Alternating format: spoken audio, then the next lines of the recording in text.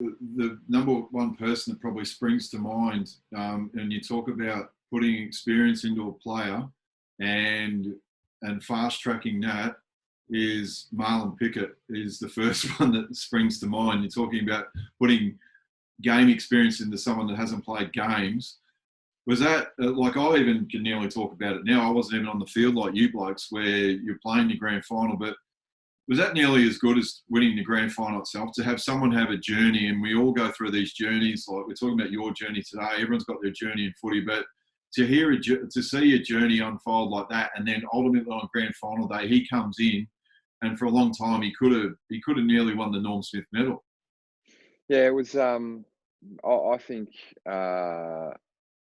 think it's one of the probably in recent times, probably one of the best achievements of the football club, because it actually encapsulates all aspects of AFL life. Like, it's the fact that he is now the poster boy for the second chance, and that's obviously second chance for people that have offended from a criminal justice point of view, but also a guy that constantly was overlooked for drafts, which a lot of players are, unfortunately, but just kept at it and got his chance. And then the ability for the coaching staff and for the fitness staff, because Marlon came in with a broken hand, and there was a lot of talk on whether he was actually going to play at all for Richmond last year, and whether we were just going to put him on ice and then hopefully see the best of him in season 2020. But the diligence of the group, of the off-field group, in terms of our physios, doctors and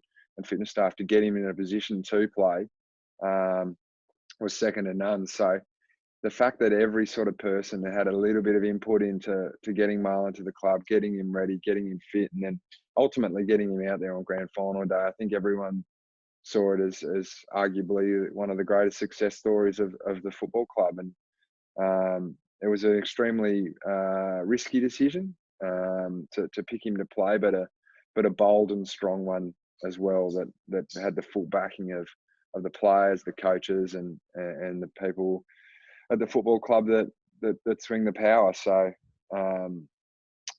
all I can remember really of the selection was how excited I was and how proud I was of Marlon and the journey that he was about to go on take over the next sort of 48 hours. So it was, I think it had a really, really positive impact on the group leading into the grand final. And then just take us through, because even, as a player, we're all excited about, playing at the MCG grand final day. But just that excitement and that buzz, it became as big a story as playing in the grand final itself. Like, it was just an unbelievable story to watch it unfold. Like, so when he kicked that goal, where were you when he kicked the goal? So when Dustin passed it to Marlon, I was standing on the goal line, sort of setting up to try and get the ball off Dustin. But you were starting to think Norm Smith medal, I reckon. No, I wasn't at that stage. But no, I can remember him kicking it to Marlon, and then I was just sort of standing right in the middle of the goals, behind the goal umpire when he kicked that goal, and ended up just charging at him like every other player, with crazed looks on our faces of just probably pure euphoria. Really, it was there's moments through big games that you remember, and like, in terms of memories, that's right up there for mine as one of the greatest memories of my probably my football career, let alone that grand final. So it's something I'll always look back fondly, and when I see it on footage, I still get the shivers and a bit of a smile.